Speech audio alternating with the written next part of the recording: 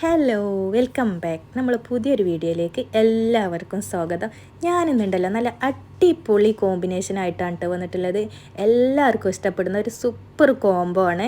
എല്ലാവരും കാണണം, വീഡിയോ ഫുള്ളായിട്ട് കാണണം. പിന്നെ നമ്മളെ വീഡിയോ ആദ്യമായിട്ട് കാണുന്നവരാണല്ലോ ഒന്ന് സബ്സ്ക്രൈബ് ചെയ്യണം, ലൈക്കും കമൻറ്റും ഷെയറും കൂടി ചെയ്യണം കേട്ടോ. അപ്പോൾ വീഡിയോയിലോട്ട് പോയാലോ. ഞാനിന്ന് നമ്മളെ കപ്പല്ലേ, ഞങ്ങളുടെ നാട്ടിലൊക്കെ പൂള എന്നാണ് അറിയപ്പെടുന്നത്. ആ പൂള കൂട്ടാനും മത്തിക്കറിയാണ് ഉണ്ടാക്കുന്നത്. അതിനായിട്ട് ആദ്യം തന്നെ ഒരു കുക്കർ അടുപ്പത്ത് വെച്ചിട്ടുണ്ട്. അതിലോട്ട് നമ്മൾ ക്ലീൻ ചെയ്ത് വെച്ച പൂള ഇട്ട് കൊടുക്കുന്നുണ്ട്. പിന്നെ ഒരു 2-3 പച്ചമുളക് കീറിയിടുക, കുറച്ച് ഉപ്പിടുക, പിന്നെ ആവശ്യത്തിന് വെള്ളം. നമ്മൾ കപ്പൻ്റെ ലേറെ കുറച്ചും കൂടി കൂടുതലായിട്ട് വെള്ളം പൊങ്ങി നിൽക്കുന്ന വിധത്തിൽ വെക്കണം കേട്ടോ. കപ്പൊക്കെ നല്ല പൊടിയില്ലതല്ലേ, അപ്പോൾ നമുക്ക് കുറച്ച് ഗ്രേവി ഒക്കെ ഉണ്ടായിട്ട് കഴിക്കാൻ വേണ്ടിയിട്ടാണ്. അതിലേറെ കുറച്ചും കൂടി കൂടുതലായിട്ട് വെള്ളം വെച്ചിട്ട് നമുക്ക് കുക്കർ അടച്ച് വെച്ച് ഒരു 3-4 വിസിൽ വേവിക്കുക. നമ്മളിവിടുത്തെ പാക്കറ്റ് പൂളയല്ലേ, അതുകൊണ്ടാണ് ഒരു 4 വിസിലൊക്കെ വേവിക്കുന്നത്. അപ്പോൾ നമ്മളത് നല്ലോണം വെന്ത് കിട്ടിയിട്ടുണ്ട്. ഇനി നമുക്കതൊന്ന് ഉടച്ചെടുക്കാം കേട്ടോ.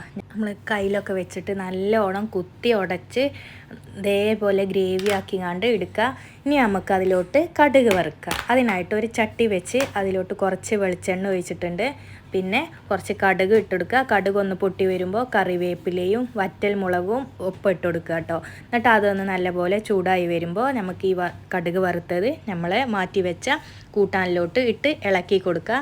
അപ്പോൾ അതവിടെ നിൽക്കട്ടെ. ഇനി അതിലോട്ട് വേണ്ട കോംബോ റെസിപ്പി ഉണ്ടാക്കുക. അതിനായിട്ട് ഒരു പാൻ അടുപ്പത്ത് വെച്ചിട്ടുണ്ട്. കുറച്ച് വെളിച്ചെണ്ണ ഒഴിച്ച് ഉലുവ ഒന്ന് ചൂടാകുന്നത് വരെ ഇട്ട് കൊടുക്കുക. ഉലുവ പൊട്ടിയതിന് ശേഷം കുറച്ച് കറിവേപ്പില ഇട്ട് കൊടുക്കുക. പിന്നെ തക്കാളി കുറച്ച് കൂടുതലായിട്ട് ചേർക്കണം കേട്ടോ, എന്നാലേ ഈ കറി ഇതിലോട്ട് രസം ഉണ്ടാവുള്ളൂ. നമ്മൾ പൂള കൂട്ടാനിലോട്ടില്ലേ കോംബോ അല്ലേ, അതുകൊണ്ട് തന്നെ തക്കാളി കുറച്ച് കൂടുതലായിട്ട് ചേർത്ത് കൊടുക്കണം. നമുക്ക് മീൻ കുറച്ച് കുറവാണെങ്കിലും ഇത് കുറച്ച് കൂടുതലായിട്ട് ചേർക്കണം കേട്ടോ. ഞാൻ മത്തിക്കറിയാണ് ഉണ്ടാക്കുന്നത്, അപ്പോൾ ഞാൻ എന്താണെന്ന് പറഞ്ഞിട്ടില്ലല്ലേ, മത്തിക്കറിയാണ് ഉണ്ടാക്കുന്നത്. അപ്പോൾ അതൊന്ന് വാടി വരട്ടെ. തക്കാളി ഒന്ന് വാടി വരുന്നത് വരെ നമുക്കൊന്ന് മൂടി വെച്ച് വേവിക്കാം കേട്ടോ. കുറച്ച് നേരം അടച്ച് വെച്ചാൽ തക്കാളി പെട്ടെന്ന് തന്നെ വെന്ത് കിട്ടുമല്ലോ, അതിനാണ്ടായിട്ടാണ് അടച്ച് വെച്ചിട്ടുള്ളത്. കുറച്ച് നേരം അടച്ച് വെച്ച് വേവിച്ചതിന് ശേഷം നമുക്കൊന്ന് തുറന്ന് നോക്കാം. തുറന്ന് നോക്കുമ്പോൾ അത് ചിലപ്പോൾ വെന്തിട്ടുണ്ടാവില്ല. അപ്പോൾ നമുക്കൊന്നും കൂടി കയ്യിൽ വെച്ചൊക്കെ ഒന്ന് ഇളക്കി ഒന്ന് ജസ്റ്റ് ഉടച്ചൊക്കെ കൊടുത്തിട്ട് വീണ്ടും ഒന്ന് മൂടി വെക്കുന്നുണ്ട് കേട്ടോ. ഞാൻ തക്കാളിയൊക്കെ നല്ല പോലെ ഉടഞ്ഞ് കിട്ടണം, അപ്പോൾ അതിന് ഗ്രേവി ഉണ്ടാവുള്ളൂ കേട്ടോ, നല്ല കറി ഉണ്ടാവുള്ളൂ. അതിന് വേണ്ടിയിട്ടാണ് പിന്നെ ഞാൻ ഒന്നും കൂടി അടച്ച് വെച്ചിട്ടുണ്ട്. ഇനി അതൊന്ന് ഇളക്കി നമുക്ക് ഇടയ്ക്കിടയ്ക്ക് ഇങ്ങനെ തുറന്ന് ഇളക്കി കൊടുക്കുന്നുണ്ട്. നമുക്ക് എണ്ണയൊക്കെ തെളിഞ്ഞ് വരുന്നത് വരെ വെന്ത് കിട്ടണമല്ലോ, അപ്പോൾ ഇതിന് ഇടയ്ക്കിടയ്ക്ക് തുറന്ന് ഇളക്കി കൊടുത്തിട്ട് നോക്കുന്നുണ്ട് കേട്ടോ. അങ്ങനെ നമ്മൾ തക്കാളിയൊക്കെ ആവശ്യത്തിന് വെന്തിട്ടിട്ടുണ്ട്. ഇനി നമുക്കതിൽ വെള്ളമൊക്കെ ഒന്ന് വറ്റി വരുന്നത് വരെ ഇളക്കി കൊടുക്കുക. പൂളക്കൂട്ടാനും മത്തിക്കറി എന്ന് പറഞ്ഞാൽ ഒരു വികാരം തന്നെയാണല്ലേ, അതുണ്ടെങ്കിൽ പിന്നെ നമുക്ക് വേറൊന്നും വേണ്ടി വരില്ല.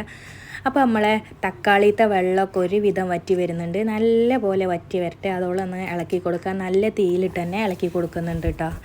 അത് വറ്റി വരുമ്പോൾ നമുക്ക് ഈ ചതച്ച് വെച്ച കുറച്ച് ചെറുള്ളിയും വെളുത്തുള്ളി ഇഞ്ചിയും 3 പാടെ ചതച്ച് വെച്ചതാണ്, അതൊന്ന് ഇട്ട് കൊടുക്കുക. പിന്നെ അതിൻ്റെ പച്ചമണമൊക്കെ ഒന്ന് മാറുന്നത് വരെ അതൊന്ന് ഇളക്കി കൊടുക്കുക.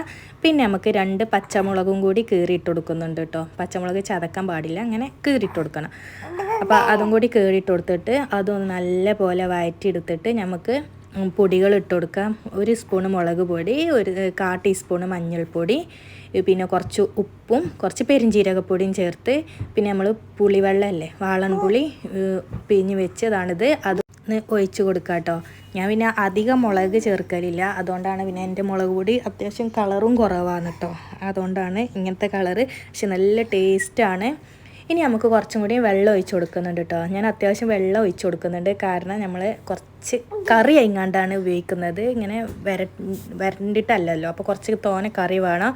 അപ്പോൾ നമ്മളെ കറിയൊക്കെ ഇവിടെ തിളച്ച് വന്നിട്ടുണ്ട് കേട്ടോ. നല്ല പൊടികളൊക്കെ വെന്ത് അടിപൊളിയായി വന്നിട്ടുണ്ട്. ഇനി നമുക്ക് ഇതിലോട്ട് ക്ലീൻ ചെയ്ത് വെച്ച മത്തി, ചെറിയ മത്തിയില്ലേ, അത് ഇതിലോട്ട് ഇട്ട് കൊടുക്കുന്നുണ്ട്.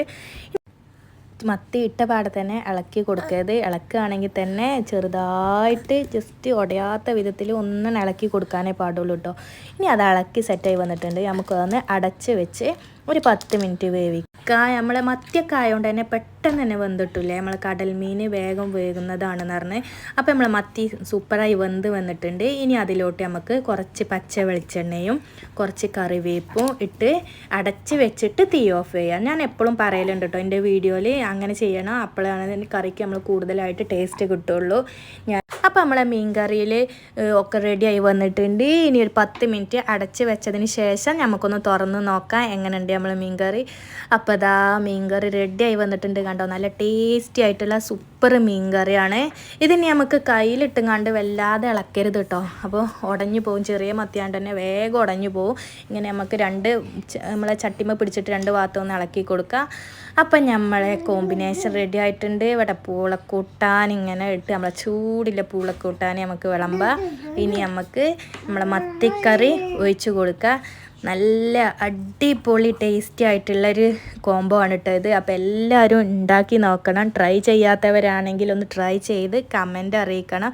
പിന്നെ നമ്മളെ വീഡിയോ ആദ്യമായിട്ട് കാണുന്നവരാണെങ്കിൽ ഒന്ന് സബ്സ്ക്രൈബ് ചെയ്യണം, ലൈക്കും ഷെയറും ചെയ്യണം കേട്ടോ. അപ്പോൾ ഞാൻ മറ്റൊരു വീഡിയോ ആയിട്ട് വീണ്ടും വരാം.